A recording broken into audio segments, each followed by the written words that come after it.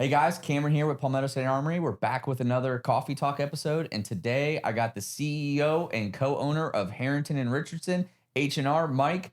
Mike, thanks for coming on, buddy. I appreciate you, man. Hey, thanks for having me, brother. Us, bud.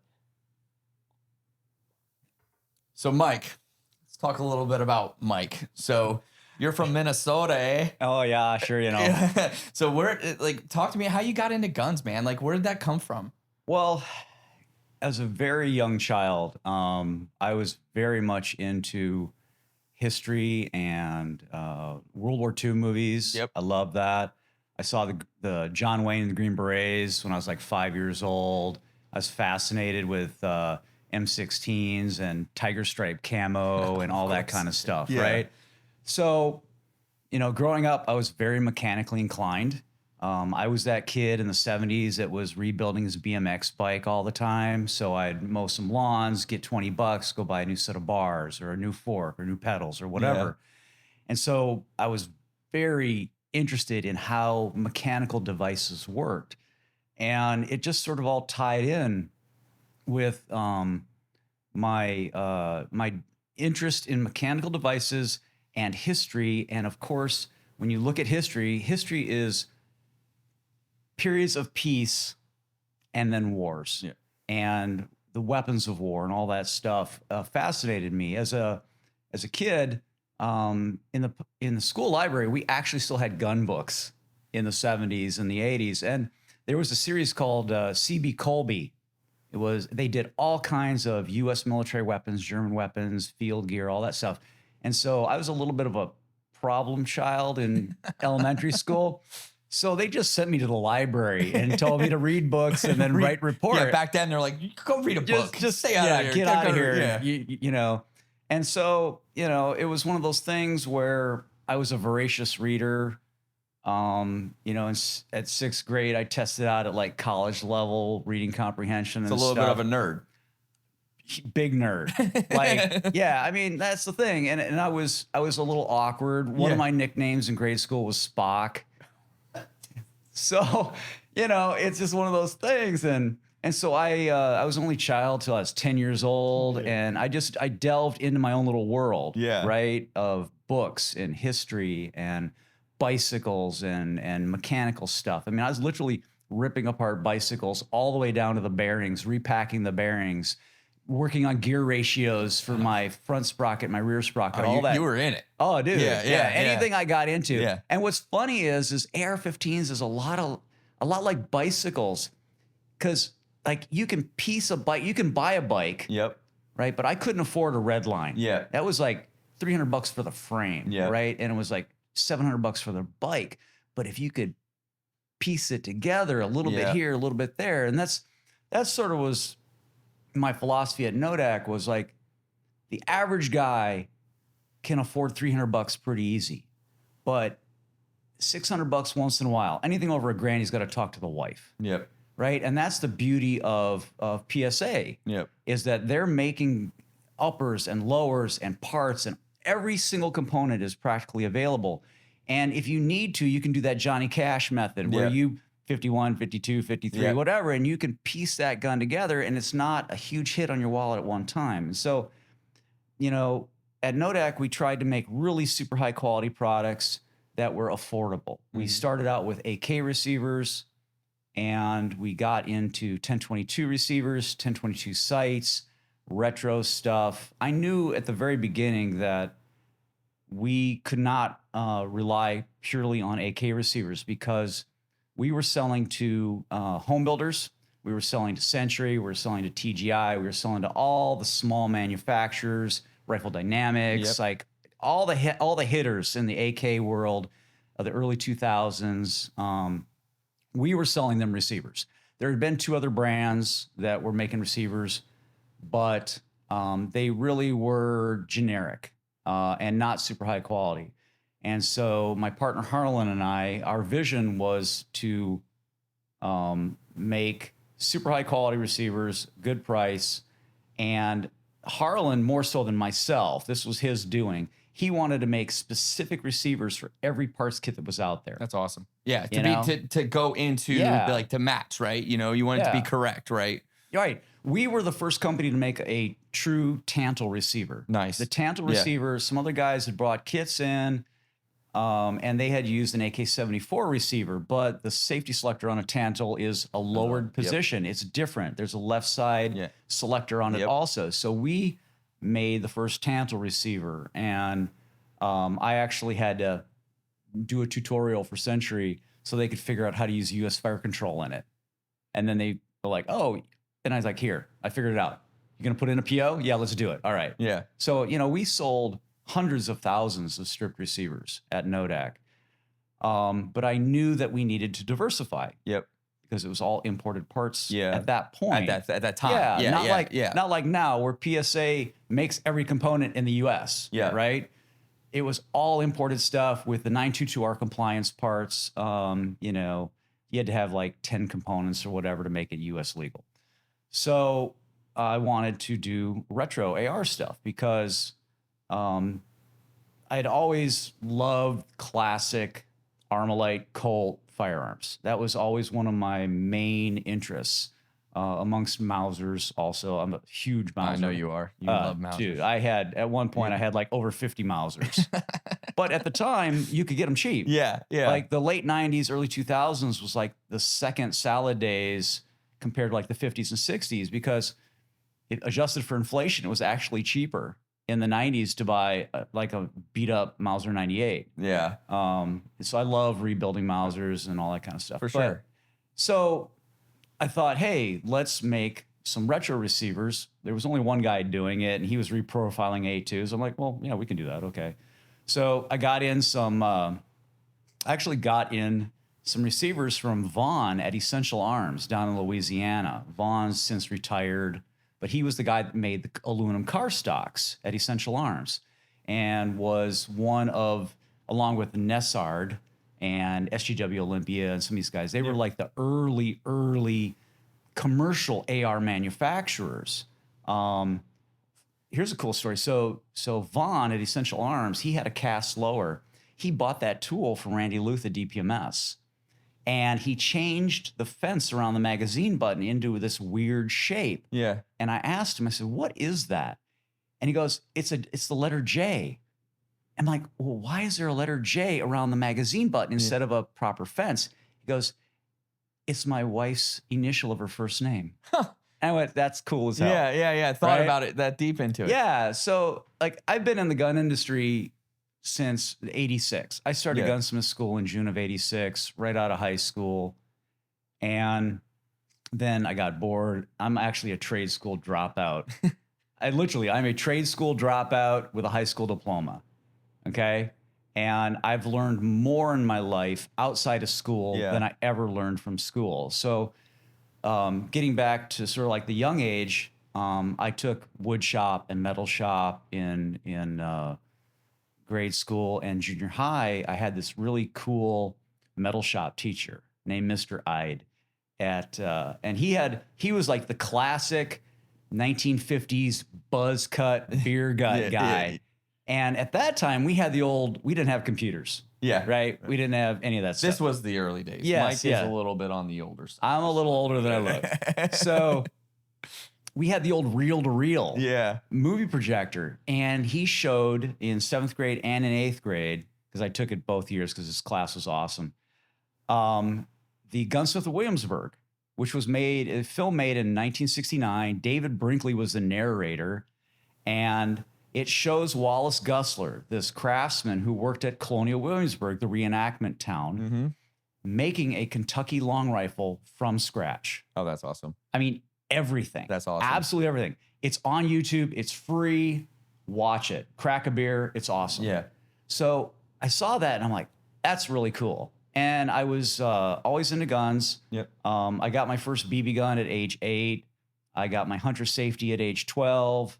At age 12, I took my Christmas and birthday money, and my stepdad got me a 1022. Nice. I still have that. Nice. I still have it. Every American should own a 1022. Yeah, great gun. And it's basically like the AK of 22s, you know, on some levels. But so that really like, oh, you could do that as a job.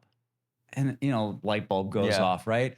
So I'm visiting family. Our family's originally from Iowa. And then my mom moved up to Minneapolis before I was born. I was born in Minneapolis.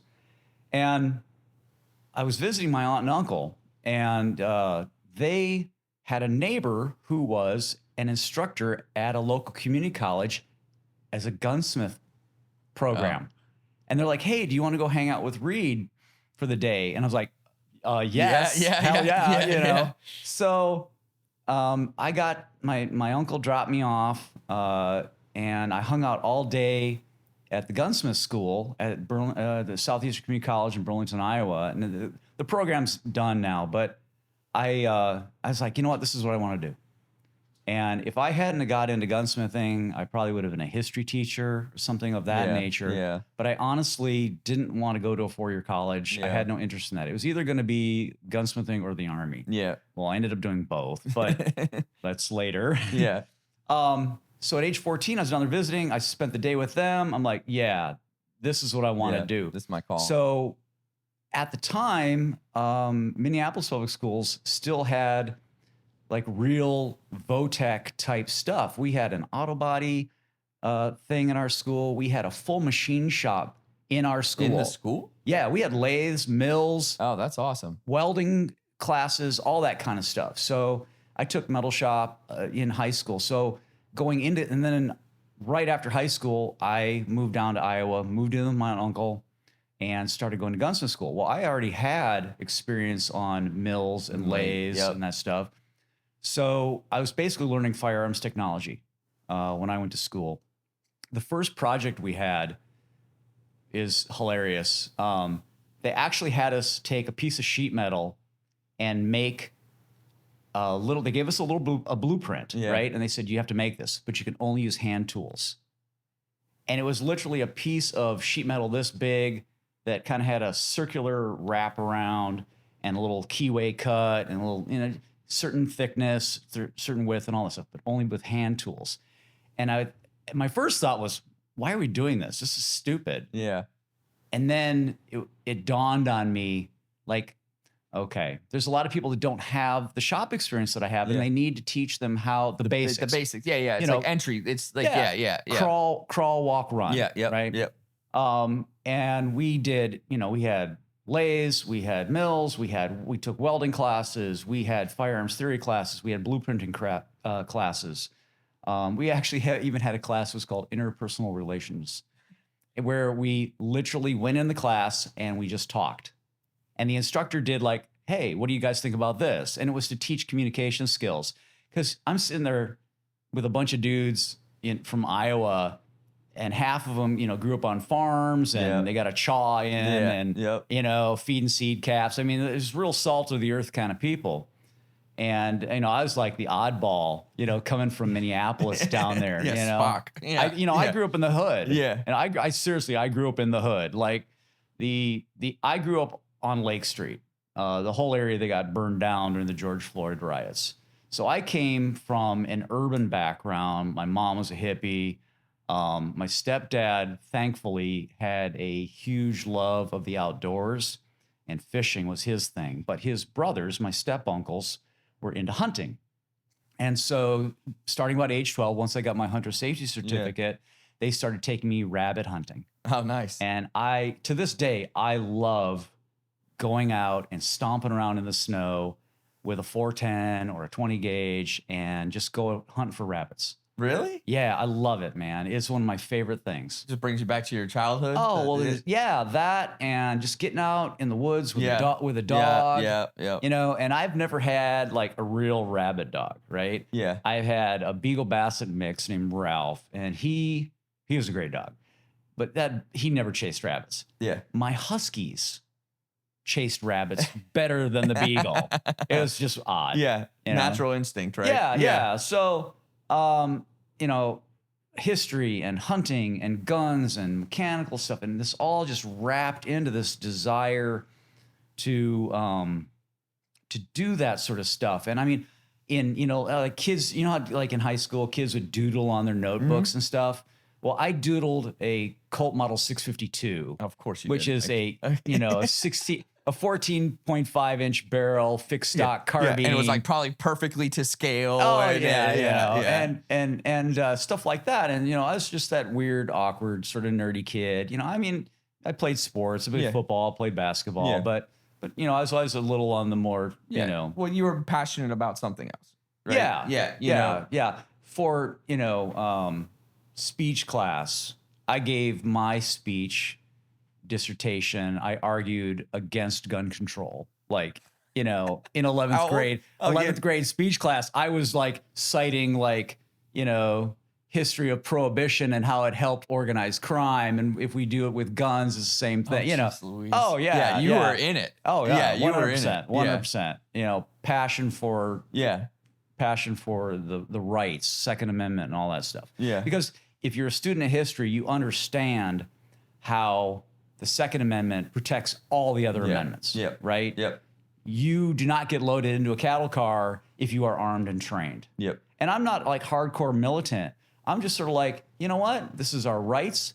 This was clearly enumerated in the Constitution, and we need to fight and keep those rights. Yeah. Right? No, 100%. And that's part of the reason why I joined JJE, because their passion for the Second Amendment, their passion for the product, and the whole spreading freedom thing. Yeah.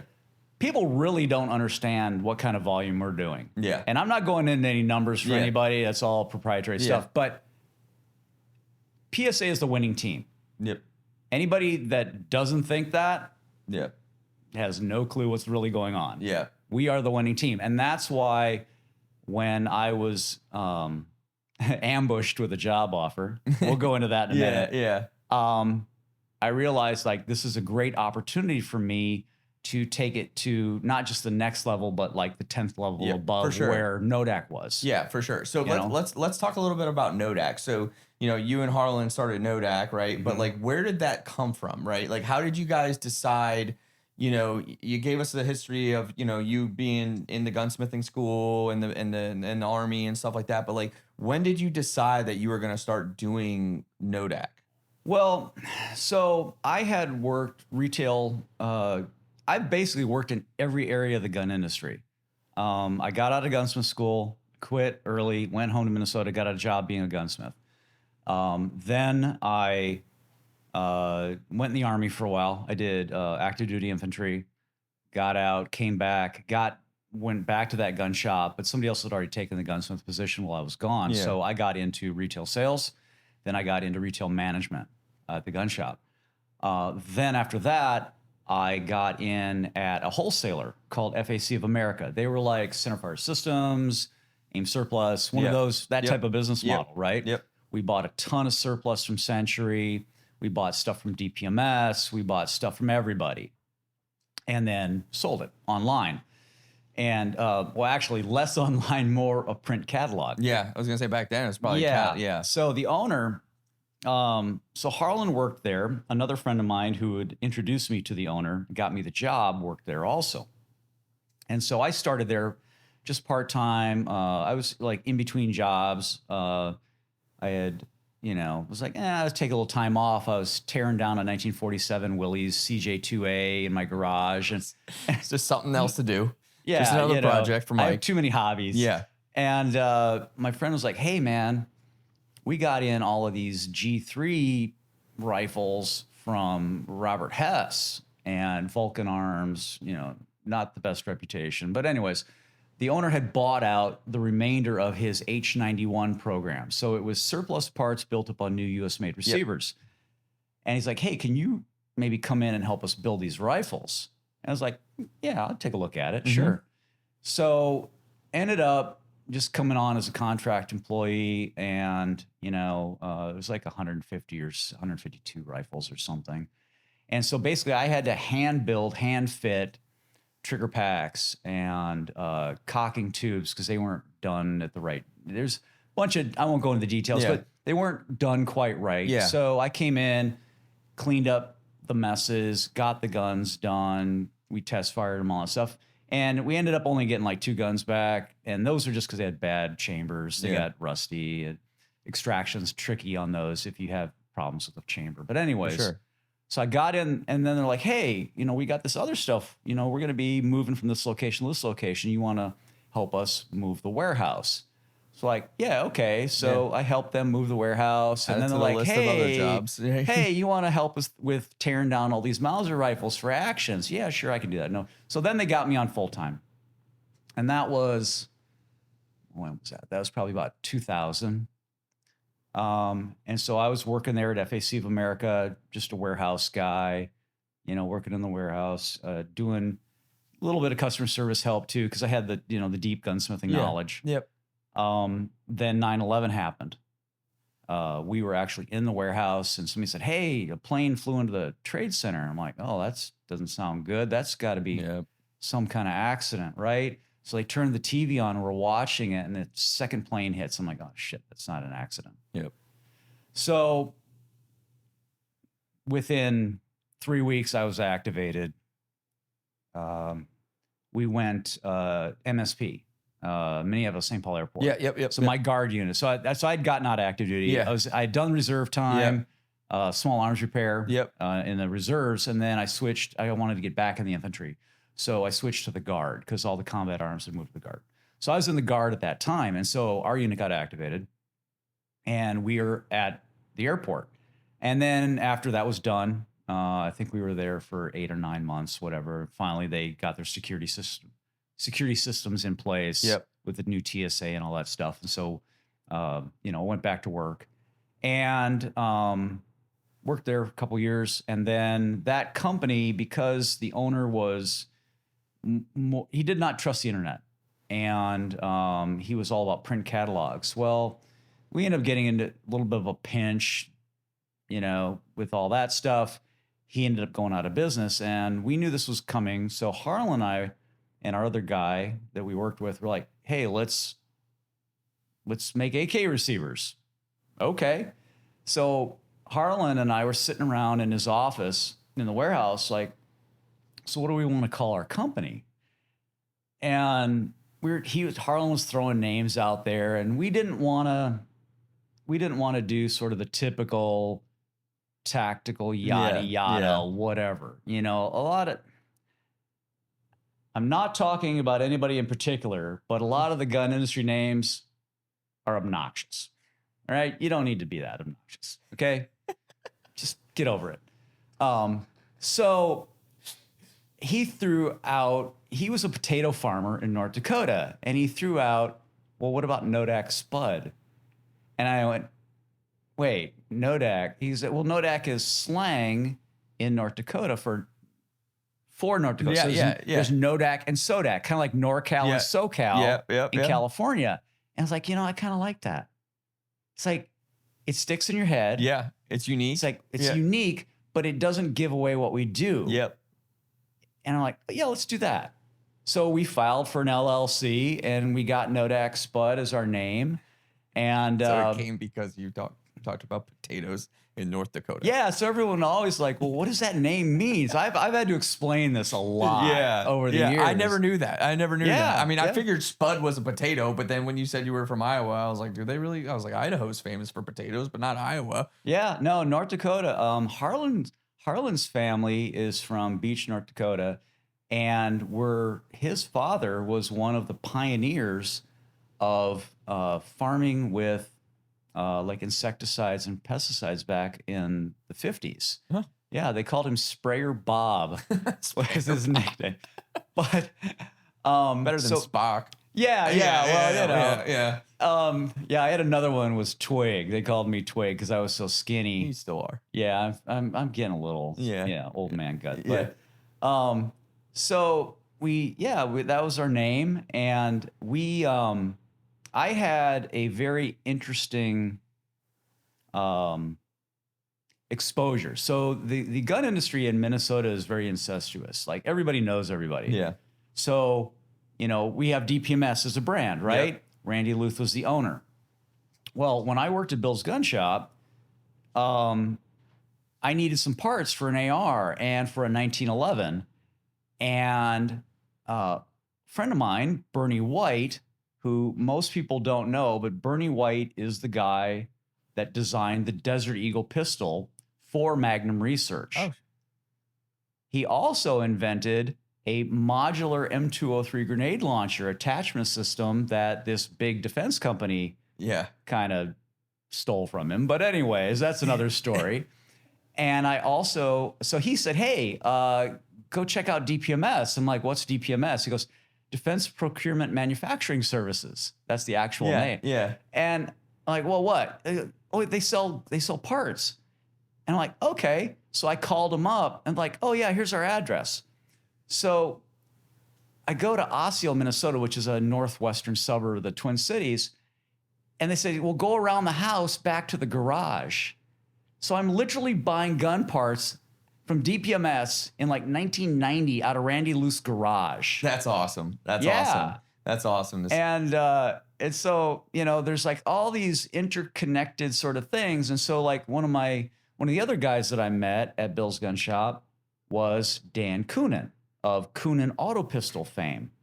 So the 357 Magnum 1911 pistol.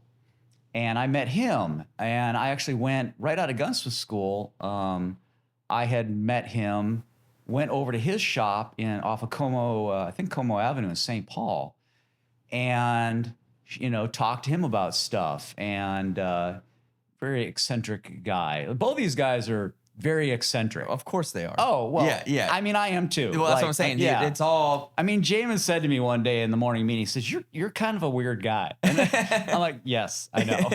So I met some really interesting people very early, like age, you know, like 19 or 20. I met some really interesting people, plugged in people. Yeah. And far ahead of their time, though. I mean, I mean, you know, compared to where we are today, right? Two major Magnum pistol designers in the same area, and I happened to meet both. I got introduced to both of them by people who like, oh, hey, you should meet them. Yeah, cool. Yeah, awesome. Any chance that I get to try and increase my knowledge base, whatever it is, like anything in life, knowledge is power. Yep. Right. And the more you know, the better off you'll be, the more successful you will be in life with education. And it doesn't have to be formal education. Yeah, no, for sure. Like I touched on earlier, I've learned more outside of school than I ever learned in school. 100%. And so I meet these guys. I learned they were basically, I call them my mad scientist mentors. Sounds about right. Oh, yeah, 100%. I mean, I could do some impressions, but I'm not going to go there. But like really interesting dudes. But I also, you know, at every level in the gun industry that I've been at, I've taken those lessons, good and bad. And to be honest, I think I've learned more of what not to do than what to do from some of my past experiences. Yeah, for sure. So like when we started NoDak, that previous company that we worked at basically spent too much money on print advertising. And so we're like, you know what? We're not doing any print ads. And then we ended up doing Shotgun News, which turned into Firearms News. But, you know, in the 80s and 90s, Shotgun News used to be that thick. That's crazy. And then we're starting in like 2010-ish, it really thinned down because the internet took over. Yeah, it's the internet based. You know, the internet took over. And so we basically did Shotgun News, then we stopped. And then we were, you know, we had a sponsorship on ARFCOM. We were the first sponsors on the akforum.net because we were the main purveyors of AK receivers. For sure, yeah, especially back then. Yeah. So we always, Harlan kind of set the tone for this because Harlan was always interfacing with the customers when we were at FAC. On FAL files, they called him the FAL god. It's just because he would cherry pick kits. Like we had a ton of the Austrian SCG 58 kits that we had gotten in, I think from DS Arms. We had Malaysian kits. Oh, wow. FALs. We had a whole bunch of roadie kits. Oh. I had one. I paid $60 for a roadie kit, and I promptly took all that green paint off of it and refinished it. You would. You would. Oh, I rebuilt the gun. Yeah, reparkerized it. It was awesome. Yeah. But here's the thing. At the time, surplus was so cheap. Yeah. You didn't think about future collecting on it. Absolutely. You just didn't think about it. Yeah, hindsight's 20/20, right? Yeah, exactly. Yeah. You know, I mean, I've had some pretty interesting collectibles, and when I find out, like, oh, these are crazy valuable, I usually sell them because I'm a shooter. Yeah, you want to. Yeah, I not somebody, a safe queen. Yeah, I don't want safe queens. I want to shoot my guns. I want to have fun with them. I want to be able to tinker. I would purposely seek out beater Bubba Mausers at gun shows, just so that I could take them apart, rebarrel them, rebuild them, and have fun. Yeah, shoot and have fun. You know, and that's the beauty of the AR-15 is that you can tinker with it, right? You just take the stuff apart. You can do whatever you want. So, you know, huge education. We started NoDak with Dan Coonan. So we started under the DCI FFL because Harlan and I didn't have a manufacturing license, but he had an 07. So we moved in with Dan Coonan up into a tiny office, like 6x10 office. Oh, that's tight. In his shop. And we had, you know, Harlan's laptop and I had a laptop and we just started, you know, making AK receivers. And after the first 30, we started with $20,000 of Harlan's savings. And after 30 days, we were operating off of company money. Nice. We hit at the perfect time. It was summer 2005. The assault weapons ban had sunsetted. There was a ton of AK parts kits in the market. $79 Romy Gs. Oh yeah, that's crazy. Oh yeah, it was nuts. Yugoslavian kits. You know, we thought that the Bulgarian crinks were too expensive at like $349 for a kit. Those are $2,600 kits now. You know. So we basically started with the NDS-4 and the NDS-5, which were Yugoslavian RPK type heavy wall receivers. The NDS-5 was a fixed stock and the NDS-4 was an underfolder. And then we rolled money into more tooling with the stamping house to do the NDS-1 and the NDS-2, which were, NDS-1 was a premium grade AKM receiver, and then the NDS-2 was an AK-74 receiver. And then the NDS-3 was sort of a generic price point AKM. We ended up going, you know, we at the end there, we probably had 22 models of AK receiver. Yeah, because I remember from NoDak Spud, from like what I know, you know, obviously I wasn't old at that point. So you were a youngster. I was a youngster, but like from what I know about NoDak Spud is, you know, the clone correct tile receivers that were quality receivers. We did our best to make them as correct as possible. There is a point of diminishing returns for sure. Yeah. You know, guys like Childers and AK-74 LLC, they did, I would say, for the hardcore collectors, they probably did a better job than we did later on after we had kind of gotten out of it. But the AK market has changed dramatically. There really wasn't any parts kits with original barrels after 2007. There was some leftover stuff. We call them basement kits. But it really petered out. And then, you know, the retro stuff started coming more predominant in our sales and marketing, 1022 receivers, 1022 sights, and all that. So we started with Coonan. And we quickly decided that, well, we needed to have our own 07 license, and we needed more space. And so that was way on the north side of town. Both Harlan and I lived on the south side of town. So we ended up getting a warehouse in Edina, Minnesota, which is southwest suburb of Minneapolis. And we started there in June of 2008. And then we ended up finishing up in January 3rd of 22 when the formal sale happened. Of NoDak to JJE. So let's talk about that for a second. So, you know, obviously you started NoDak, you're from Minnesota. Like, how did you end up coming down to South Carolina? Like, how did that conversation even happen? That's a crazy story. So February of 2020, I got a call. I got a cold call from some guy named LJ. Yep. You know LJ. Yep. So he's like, "Hey, man, Of course. That's this how is we talk. LJ Bloom from Palmetto State Armory, Yep. and I was wondering if you'd be interested in selling us some of your retro forgings. We'd like to start a retro program." And I was like, "Yeah, sure. We did it for Brownells. We'll do it for you guys." In case people don't know, NoDak was selling Brownells a lot of forgings and some parts, waffle mags, triangular charging handles. I basically helped Brownells set up their retro program. Yep. And I'm like, "Yeah, sure, we can do it for you guys. Why not?" And he's like, "Oh, great. Well, we'll have a call with ownership, do a conference call in a week or two." Okay, sure. And then COVID hit. No. Yep. And it kind of threw a monkey wrench in everything. Yep. And so LJ and I kept in contact over the next year or so. Timing just wasn't right. Yeah. Whatever. And then he said, "Hey, I think it was summer of 21.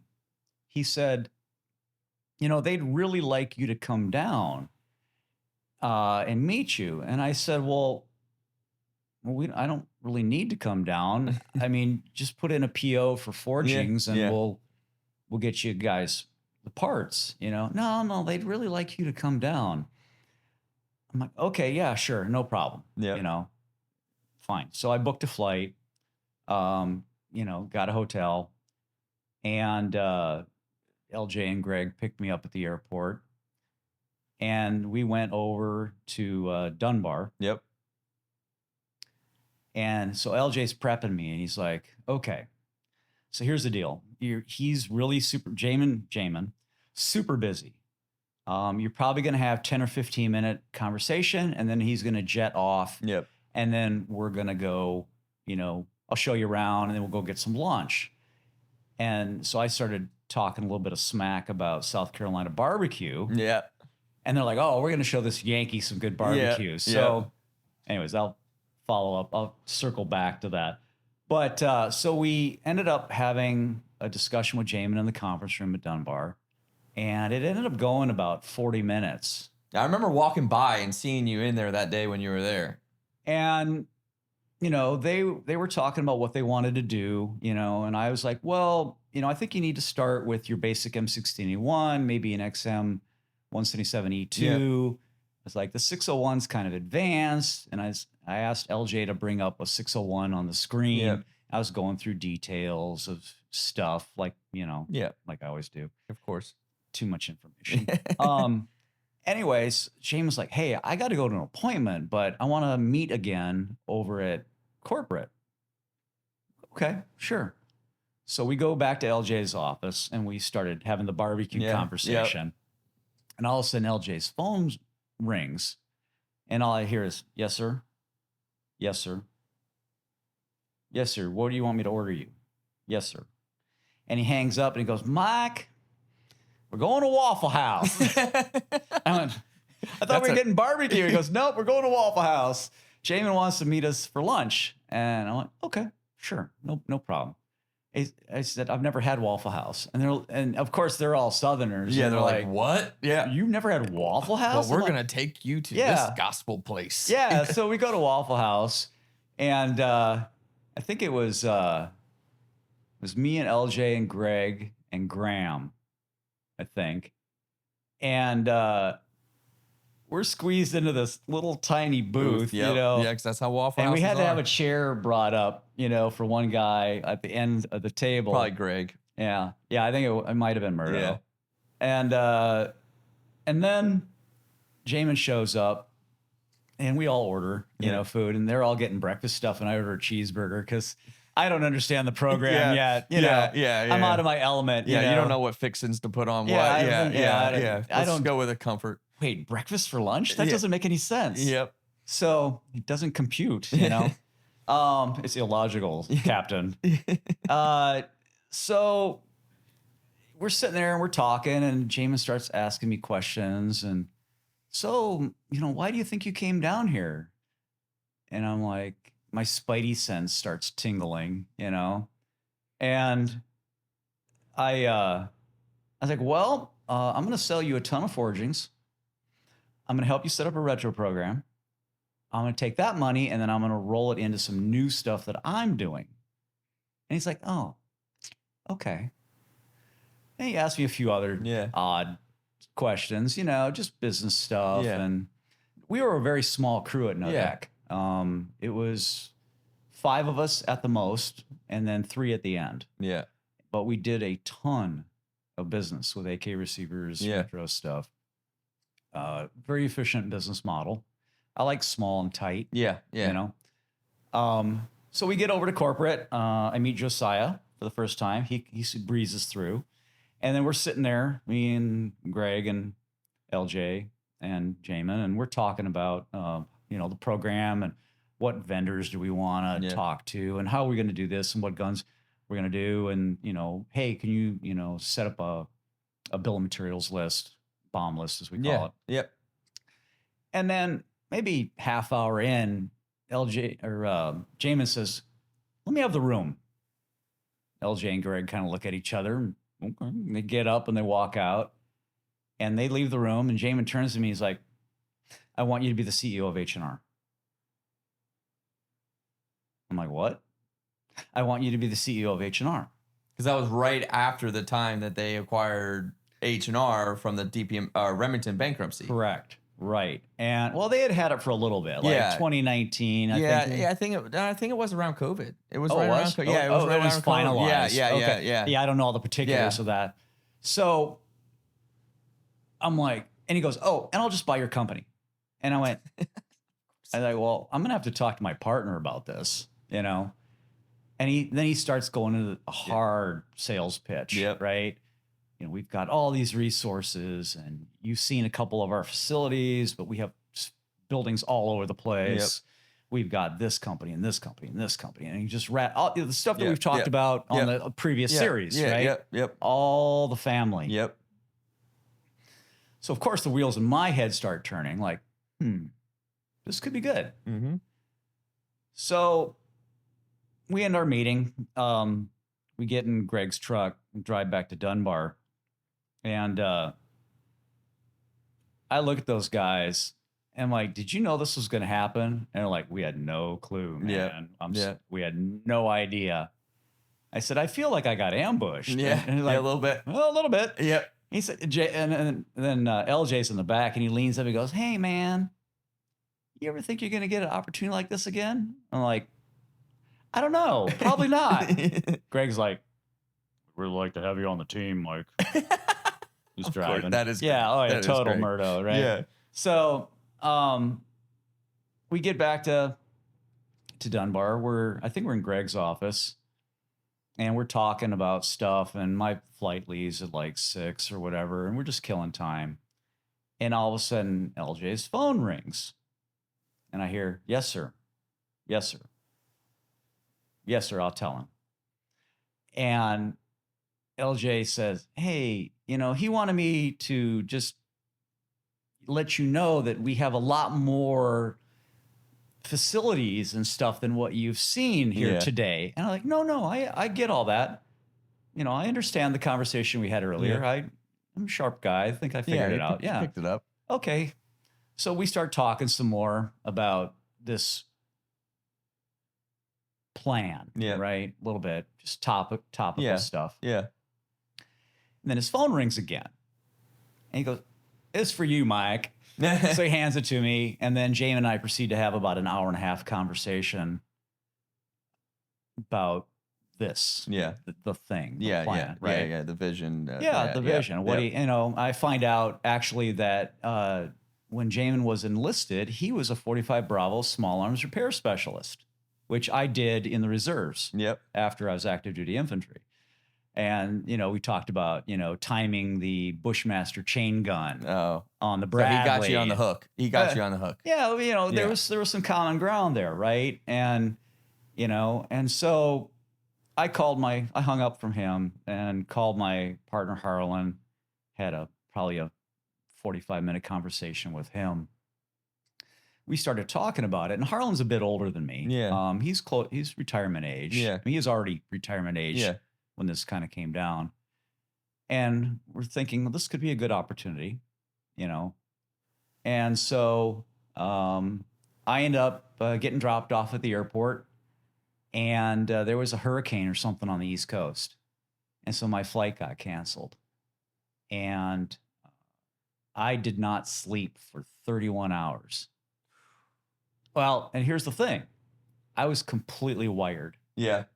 I was completely wired. My brain was going, thinking about the possibilities. Yeah. Yeah. You're right? just going down everything. Well, and here's the thing. Like I said before, PSA is the winning team. Yep. In my mind, I was thinking the capabilities that this company has, the financial support that I could have to expand this brand and to bring it back. Yep. Because H&R is one of those storied American brands. For sure. For sure. You know, they started in the late 1800s. They were making revolvers. They were making rifles. They were making shotguns.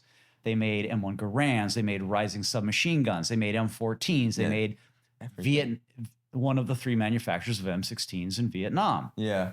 Colt, H&R, GM Hydromatic. And I'm thinking to myself, I've had a multitude of H&R guns.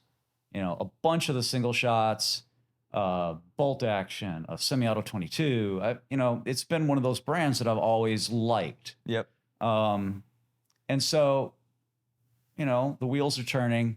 I couldn't sleep. I was just sitting there in the airport all night, you know, thinking about, okay, how am I going to do this? Yeah. What's this? Yeah. What's this really going to look like? For sure. Yeah. So I get home to Minnesota, and we had set up a conference call, me and Harlan and Jamin, for the following Saturday. And we're talking about some just business stuff, you know, negotiating, whatever. And Harlan says to Jamin, so why did you make Mike this offer? And Jamin said, well, LJ had been talking this guy up for a year and a half. And LJ said to me one day that, I think Mike knows more about guns than you do. And Jamin said, no, nobody knows more about guns than me. And then I met you. It was high praise. Yeah, yeah. I mean, for sure. I don't want to be the smartest guy in the room. Yeah. Because you don't get better. Yeah. You get better playing with people that are better than you. Yeah. Like when I was trying to get better at basketball, I played with the kids that were 2 years older than me. Yep. I got my butt kicked. But you learned. But I learned, right? So it's one of those situations, right? So we decided after multiple conversations between Harlan and I and with Jamin and stuff that this is a good move. Yeah. This was a good move. So from end of August up through January 3rd, 2022, 21 to 22 there, like 6 months-ish. Yeah. Right? 5 months, math. You know, we finalized the deal. And I came on as CEO. Harlan and I are part owners of H&R. I was part of the deal. So I am heavily invested in the success of this company. Yeah, for sure. So let's talk about H&R and like how, you know, what you're doing, and you're bringing back the retro vibes and all that stuff. So, you know, where are you getting a lot of your inspiration for what products that you're coming out with come from, right? Well, basically, my encyclopedic knowledge of Colt models, I mean, is basically I've looked at all my reference books and everything that I grew up thinking was cool. Yeah. Right? Like, so ninth grade, going back, ninth grade, I had Ed Zell's Small Arms of the World checked out the whole year from my school library. Of course you did. And I told the librarian, I said, can't I just keep it until June? And she's like, no, you have to come back every 2 weeks and check it out. Check it in, check it back out. Okay, fine. So I had that like the whole year. Yeah. So there was all the development stuff and all of the different models and all that. And sort of like small arms development and design is really what tickles my brain. Yeah. that mechanical side. For sure. And so, yeah, I mean, in the 80s, you know, being a student of history, Vietnam, growing up during Vietnam, you know, I mean, I remember watching on the nightly news, sitting there watching the daily reports from Vietnam as a very young child. Yeah. And just that's, you know, just ingrained into my brain. And the fascination with the M16 as a, I hate the word platform, but I'm going to use the word platform, you know, just, you know, wanting to really flesh it out. And so we started with, you know, I think the first model we brought out was the 723 carbine, kind of an early version, but in black, not gray. Because the first year of production, it was just me. Yep. And I was basically doing my NoDak shtick, where I was QCing all the receivers. Yeah. I was deburring everything. I was prepping everything for anno. I was sending it out for anno. I was inspecting when it came back. You know, so initially we didn't have it took a while to get the gray anno going, because I was using US Anodizing. He's a boutique shop. There's no way he was going to be able to handle the volume. Yeah, and Victor, for sure. Yeah, and Victor and I talked as you about built the brand up. I mean, what are you going to do? Yeah. We would do very small batches to him, and so I knew that we had to have a new anodizer. So, like the first half of 2022, I was doing nothing but trying to get the color right. Got it. And as everybody knows, gray anno varies. Yep. Get over 100%. it. Batch to batch, material, everything. It's going to be a little darker. It's going to be a little lighter. It never perfectly matches. Yep. If you want perfectly matched, Cerakote it. Well, and here's the thing. Every rifle that I ever carried in the military never matched. Yeah, 100%. Yeah. So it's just like, you know, everyone needs to just simmer down on that a little bit. So we finally got to the point where I felt like the color and the tone and the matte finish, everything was right. So we were doing small batches. We were burning through like 200 receivers in a 5-minute drop. Yeah. I remember that. I remember when they first started going live. For the first few months, every time we had a drop, it would go boom, gone. Yep. And we finally, I finally started getting a crew early part of 23, and then we just started rolling. Yep. And so I basically went through what I considered, you know, the most common models, the things that, of course, M16A1. Yeah. Some carbines. We just started rotating through, you know, slick side rifles, you know, A1 rifles. Yep. We eventually got A2 receivers going. Yep. We eventually got C7 uppers going. So we've delved into different models. We got the 9mm going. I spent a lot of 2022 trying to get the 9mm Colt mag style guns going again. I remember that. I remember you always twink, you know, you were in there, you were messing with it. You're like, I remember always seeing you walking by. Wearing my shop coat. Yeah, wearing that. You had a 9mm in your hand, and I'm like, what are you doing, man? And you've been doing this for a year. Well, it was, it was you know, like 8 months or so. But there was some issues with the feed ramp and the ejector and a couple other things that are not the ejector, but the bolt hold open. So I'd kind of gone through and figured out what was going on, why the guns weren't feeding the way they need to feed, and I tweaked it.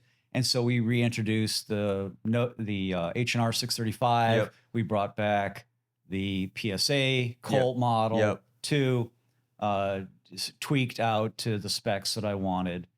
And so, you know, working on that. But then 2023, the cool thing about retro stuff is when you've got the 4 models of lower receiver and you got the 4 models of upper receivers, you can mix and match.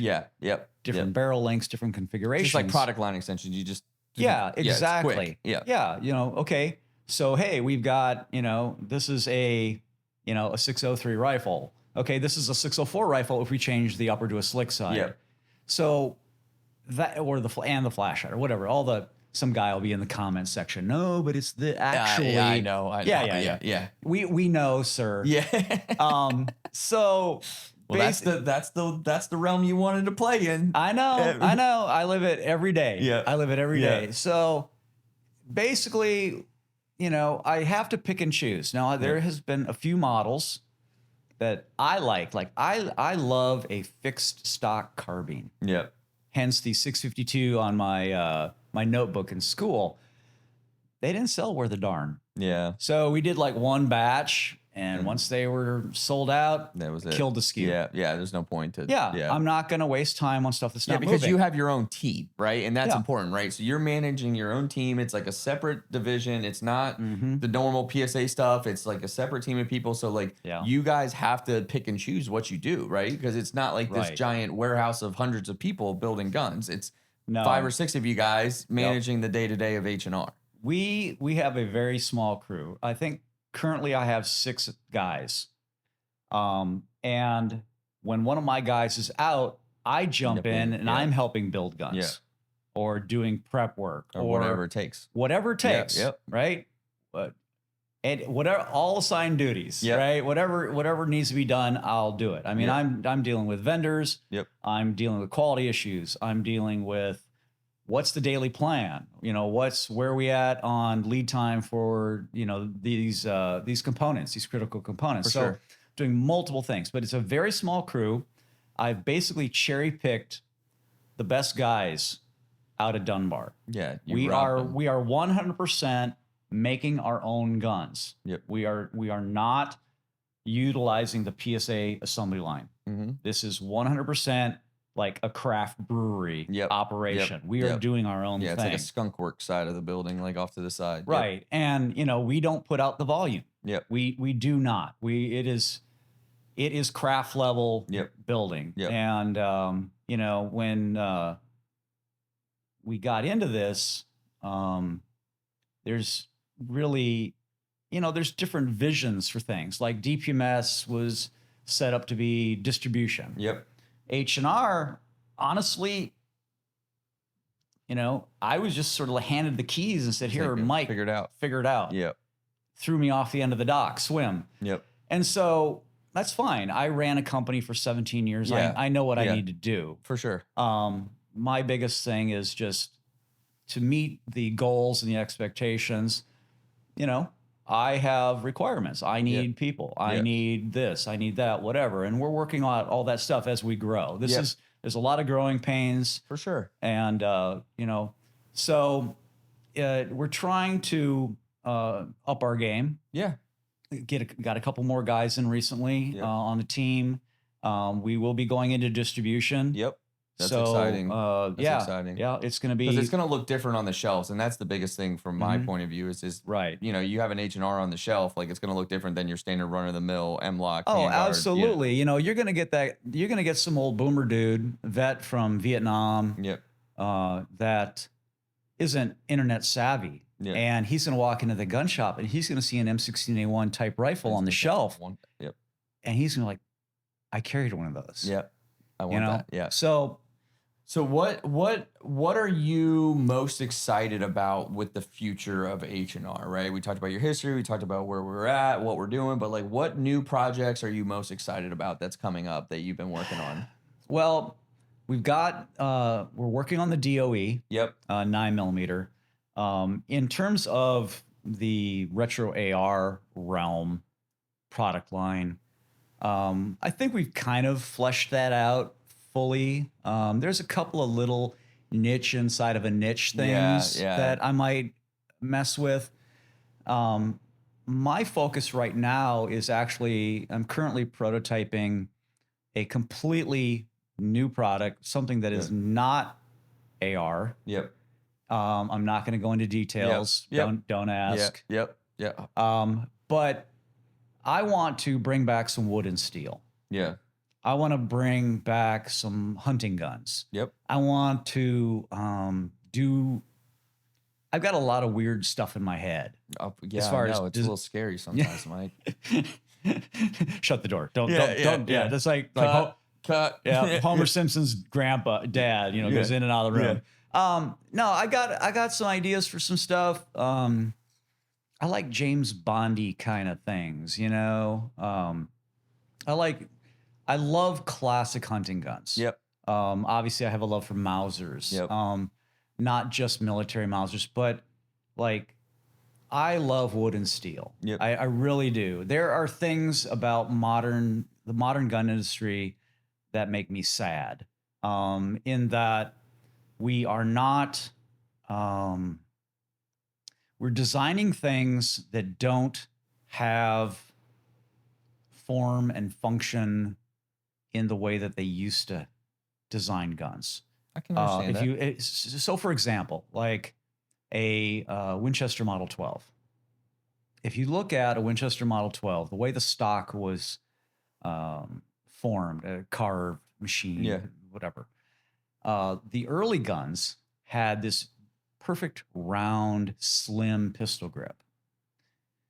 Later guns had chunky, more rectangular grips. There's subtle things in the ergonomics of the older guns that we've lost. Yeah.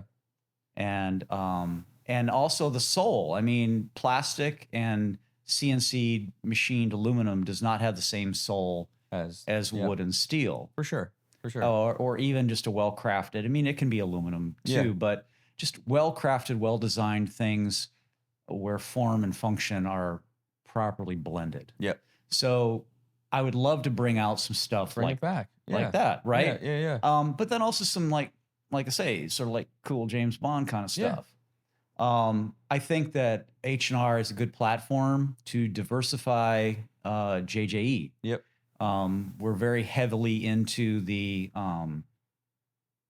military style semi-auto rifles. And I think that it would, be for long-term planning for us, it'd be great to bring back some of the old classic stuff. And H&R is the perfect venue for that. You hit the nail on the head. So where do people go to look at Harrington and Richardson? Like, where do they go to look at the guns? Primarily right now, the PSA website. Yep. And you go on that front page, scroll down a little bit, hit the H&R tab, and it'll take you to all our stuff. Your whole catalog's right there. Right there. Right. Yep. So, well, Mike, thanks for coming on the Coffee Talk, man. I really appreciate it. It's awesome to see, H&R and see where it is, the history, where you're heading, and the really cool factor of what you guys are working on. So I really appreciate you coming on and talking about that. It's been an adventure so far, and I'm in it for the long haul. I mean, I'll probably croak at the workbench at work. You'll be over there deburn something, pass out. Yeah, for sure. Yeah. Well, thanks again, Mike. If you guys want to see anything else from JJE or Palmetto State Armory or any of our other sister companies, let us know. Like, subscribe, comment below. Thanks again for watching.